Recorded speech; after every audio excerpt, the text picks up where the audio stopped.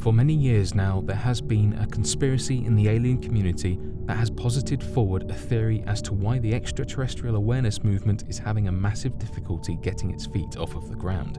Despite so many people attempting to come forward with their own abduction witness accounts, the incredible amount of annual witness reports of unidentified flying objects and overwhelming pieces of evidence as to the viability and validity of an extraterrestrial intervention on our planet, there seems to be equal effort in part to destroy the movement as it grows. Originally, ideas began floating around believing that perhaps government agents were using intense scare tactics to prevent people from sharing their stories. These agents were known as the Men in Black and would more than often threaten a person's life, safety, or family in order to keep them silent.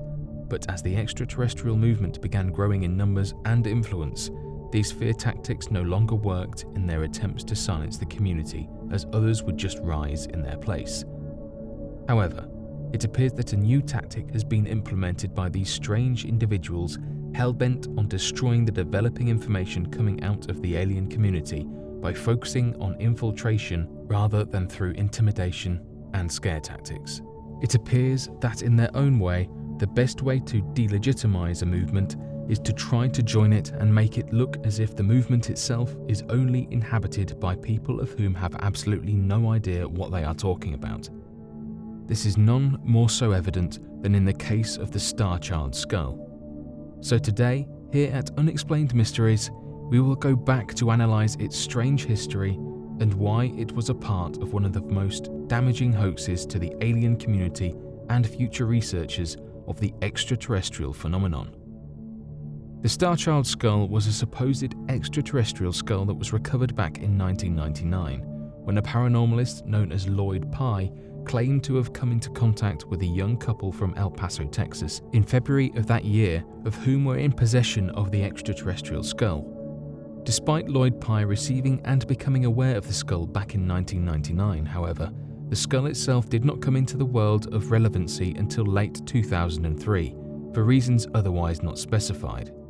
According to the young couple of which Lloyd Pye received the extraterrestrial skull from, the skull itself was claimed to have been uncovered back in 1930 from an old mine tunnel located roughly 100 miles southwest of the city of Chihuahua in Mexico, alongside the body of a young woman of whom appeared to be buried alongside the strange skull. Unfortunately, this story cannot be confirmed, and the couple of whom supposedly provided the skull as evidence cannot be found for comment. The problem to which Lloyd Pye claims is nothing more than the couple's need for anonymity. The skull's sudden popularity in 2003 led to it quickly being the center of attention for skeptics and the scientific community, of whom agreed to undergo DNA testing of the skull to uncover whether or not it was truly extraterrestrial. Obviously enough, the DNA results came back proving not only that the skull was a human child and the entire stunt pulled was nothing more than a hoax, but that the skull was of a child of whom had passed away from hydrocephalus, a rare birth defect in which a child experiences a large amount of cranial fluid pressure that causes the still-forming skull to bulge outwards, giving it an enlarged appearance. This led to not only the extraterrestrial community being made into a laughingstock, but any other further efforts into DNA testing for additional extraterrestrial claims to be blocked by scientific establishments that perceived the endeavor as nothing more than a waste of time and resources. There is a startling connection here to be made, however, as well as the main argument for why the Starchild skull and its popularity was nothing more than a stunt to delegitimize the extraterrestrial community and the evidence gathered for extraterrestrial visitation. At the same time that this Starchild skull began making headlines all around the world, a more legitimate discovery was taking place, led by the lead researchers involved with the promotion of the Disclosure Project spearheaded by a Dr. Stephen Greer.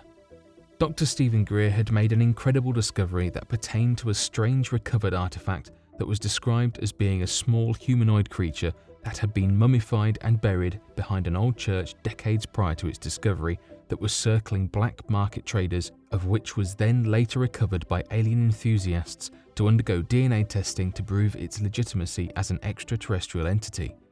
This strange mummified creature appeared to share many of the same distinct characteristics described in extraterrestrial sightings, with an elongated head, Small mouth, large eyes and human-like body, but only stood to be, when measured from the top of its skull to the bottom of its feet, roughly 6 inches tall. In fact, the entire creature could approximately fit in the palm of your hand. At first sight, many people believed the tiny mummy to be nothing more than an artistic piece that used the bones of different animals to create the realistic looks and textures of a miniature humanoid creature. However, surprisingly, that proved to not be the case. Though it was next to impossible to get the mummy to be treated seriously by the scientific community and required personal funding somewhere close to $50,000 and a DNA tester willing to look past the stigma of such claims, it was quickly uncovered that the creature was completely legitimate and, strangely enough, contained human DNA.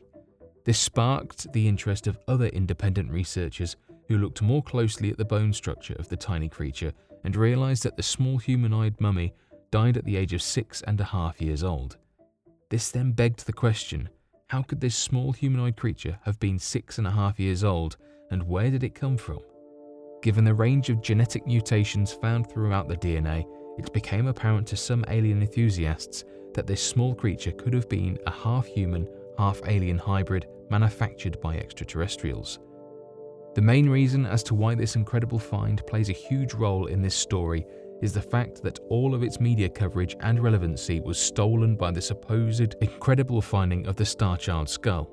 In fact, the majority of the problems faced by Dr. Stephen Greer's find centered around the Starchild skull being a massive hoax and making it next to impossible for other extraterrestrial enthusiasts to be treated seriously.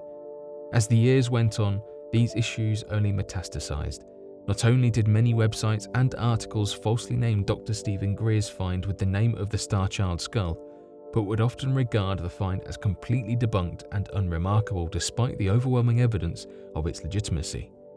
This leads us down the strange rabbit hole as to the Starchild skull and its importance in destroying the alien community. One of the key players in making the Starchild skull a popular headline came from a man known as Ben Radford. Ben Radford, at the time, claimed to be a paranormal enthusiast and researcher who seemed to be very much a supporter of such communities when the Starchild skull was first discovered. Today, Ben Radford's true nature has shown time and time again in his books talking about skepticism, debunking theories, the promotion of hoaxes such as the Phantom Clown Scare and trends in social media, along with a now famous quote in opposition of the Starchild skull in which he more than ridicules the community. So though he was one of the key players in helping the story gain popularity, it remains obvious that he seemed to be motivated in the avenues of portraying his opposition in a negative light rather than his self-proclaimed need of support at the time. We see evidence of individuals with the same agenda all throughout the extraterrestrial community, of whom claim to be an avid supporter of the community but then slowly reveal their true agenda. One most notable instance is that regarding the story of Stan Romanek, who would often remark that his evidence would go missing, his photos would become deleted, and in one special instance, a member of his own group, when handed the camera with irrefutable proof, quickly deleted the picture and claimed it was just erased out of nowhere. Stan Romanek would later be sent to court under strange charges, with evidence of the officer in charge of his case being a corrupt opposition of whom had taken bribes in the past, as well as overwhelming evidence of an infiltration of his group. Others have even come forward claiming to have been hired to infiltrate an alien enthusiast group only to help delegitimize the entire movement. It appears that the Starchild skull is an overwhelming piece of evidence to these claims. Not only was the DNA testing of the skull funded completely by skeptics, made popular by skeptics, and disproven by skeptics, but the headlines and articles surrounding the skull have done nothing but damage to the alien community, along with stifling other incredible breakthroughs in the world of extraterrestrial evidence from being remembered or even discussed in mainstream science. Fortunately enough, evidence, footage, and the results of the DNA testing of Dr. Stephen Greer's mummified humanoid corpse can be seen in his Disclosure Project documentary that anyone can go watch and uncover the truth as to these strange cover-ups and means of infiltration. But what do you all think of this discovery and what it could very well mean for the evidence of extraterrestrials and the visitation of our planet? Be sure to leave your questions and answers in the comment section below and help us to grow this community while working to solve these unexplained mysteries. Thank you for watching, and don't forget to subscribe for more videos.